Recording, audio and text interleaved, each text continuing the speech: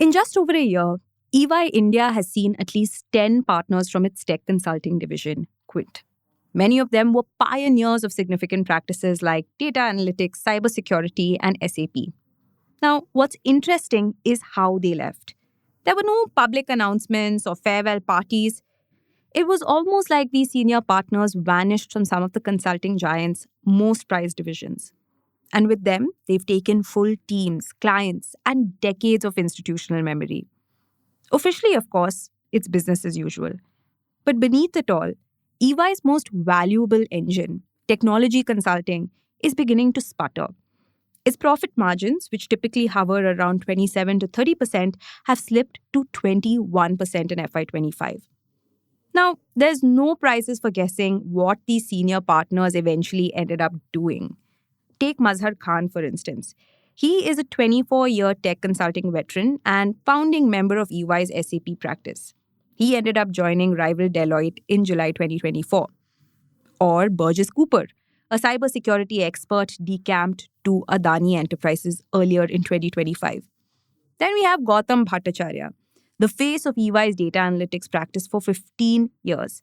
He left in June, and on 22nd July, he joined rival KPMG as partner and head of technology consulting, where he will now lead the India division's digital transformation and analytics business. Now, it's not that senior people stepping down is out of the ordinary. It's the fact that these resignations came in such close succession. That's what hints at a pattern.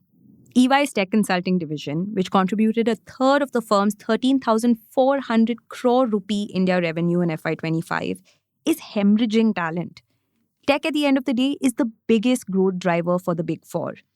This high-stakes segment also makes it a musical chairs game, with generous offers, poaching, and entire client accounts moving with the music. Now, EY insists that all is well. It's normal.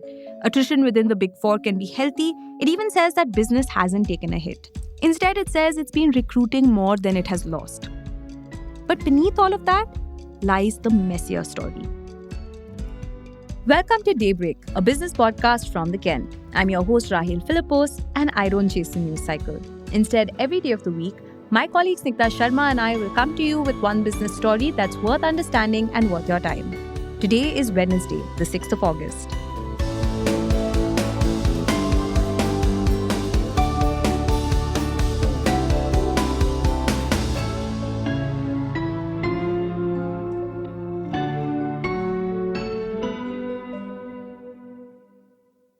In the history of the Big Four, many a partner has come and gone. But what's unusual about the EY situation is the frequency at which they're leaving. An employee at the firm told the Ken that otherwise, it's normal for one or two partners to leave with their trusted aides over the course of a year. A lot of them do join rival firms. But this, the frequency that we're currently seeing, well, that's unprecedented. For instance, Gautam Bhattacharya.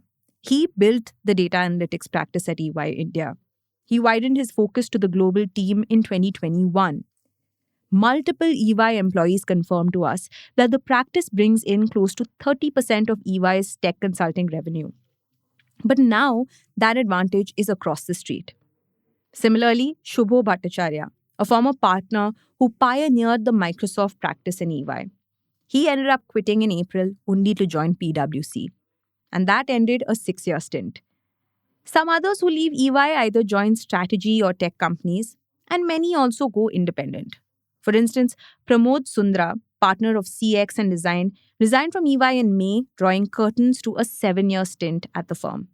He's now Senior Vice President at Genpact, which is a services company delivering digital transformation. Each outgoing partner typically takes at least 20 to 30 team members with them, sometimes even more.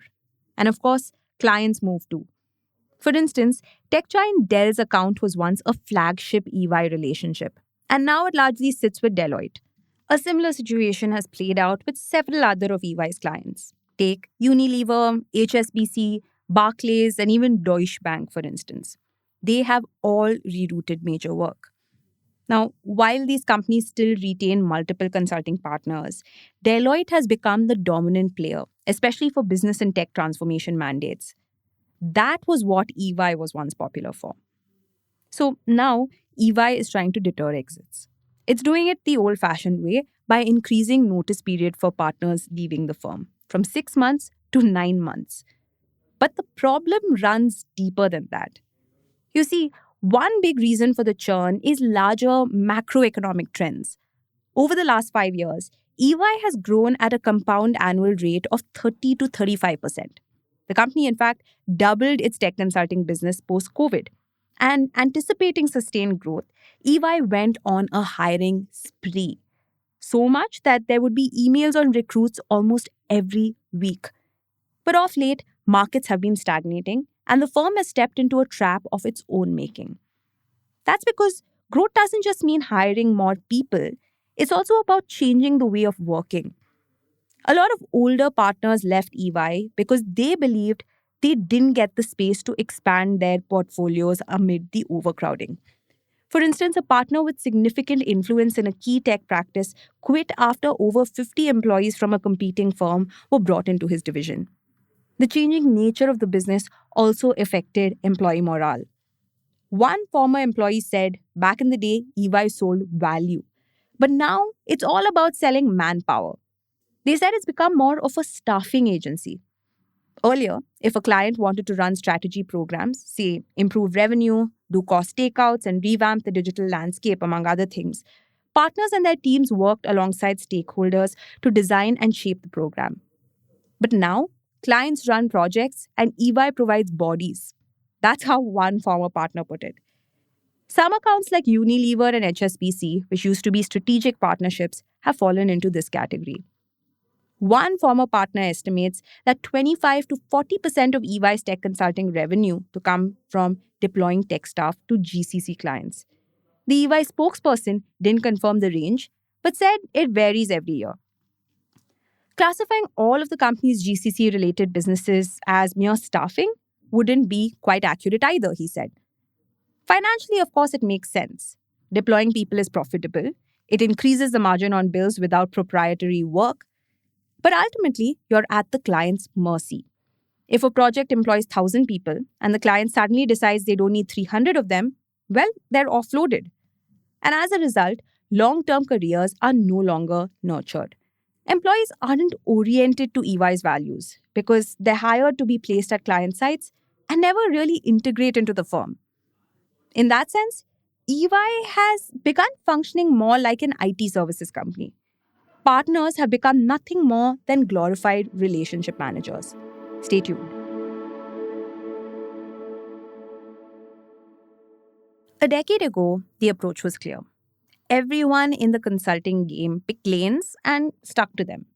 The Big Four handled tax, audit, and financial advisory. Strategy firms like McKinsey did consulting, and IT companies like Tata Consultancy Services took care of implementation.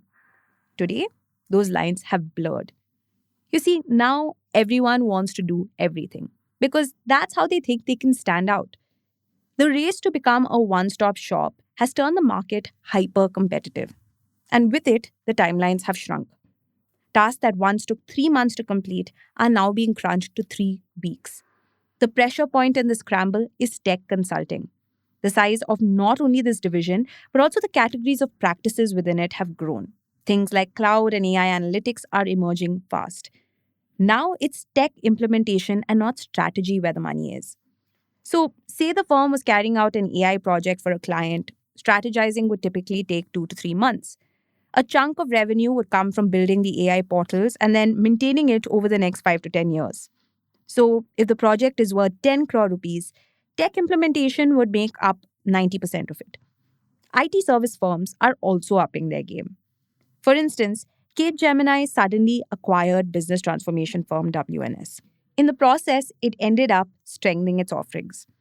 The result of this environment is a delivery arms race where firms compete not on thinking, but on staffing and speed. And that has changed the very role of partners. Like one former EY partner put it, supplying manpower doesn't need domain expertise. Basic interviewing skills, asking clients what kind of people they want, scan through a couple resumes, and voila, you're done.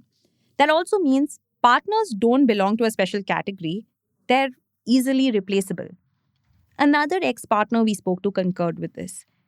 A lot of EY's large accounts were built by old-time partners with very strong networks, and newer partners aren't enabled with access to the market to build their own books.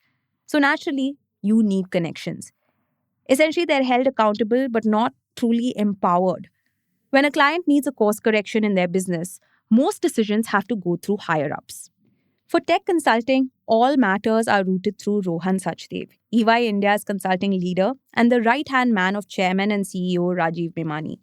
Most partners elevated to the leadership level are close to both Sachdev and Memani, including tech consulting leader Mahesh Makhija, financial services consulting leader Prateek Shah, and risk consulting leader Sudhakar Rajendran. EY, for its part, says the company is evolving. But still, the structural mismatch is hard to miss. With EY's old guard on the way out and new partners yet to bring in significant revenue, the business rests on a pretty shaky foundation. Although EY is the market leader among the Big Four in India in terms of revenue, that gap is narrowing now. Deloitte has been on an aggressive expansion path, and it's been poaching teams left, right, and center ever since Romal Shetty took over as the South Asia CEO in 2023. KPMG also announced Project Himalaya, which will consolidate its advisory arms across the US, UK, and India.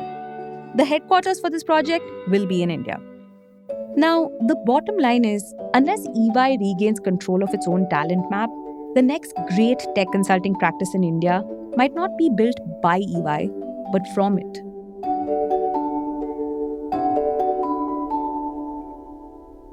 Daybreak is produced from the newsroom of The Ken, India's first subscriber-focused business news platform. What you're listening to is just a small sample of our subscriber-only offerings. A full subscription unlocks daily long-form feature stories, newsletters, and podcast extras. Head to theken.com and click on the red subscribe button on the top of the website. Today's episode was hosted by Rahil Philippos and edited by Rajiv CN.